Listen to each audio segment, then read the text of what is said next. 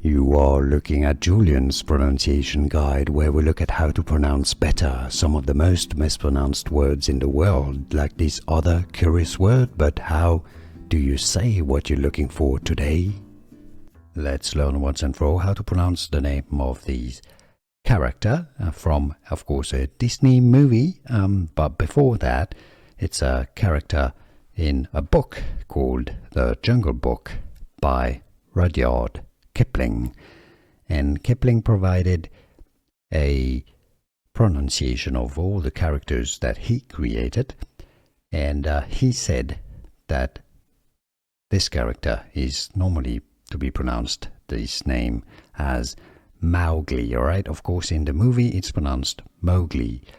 Mowgli, that's the Disney movie character, but from the book, the original art, the original creation of the character, it should be pronounced Mowgli. It's easy once you know Mowgli, and now you know.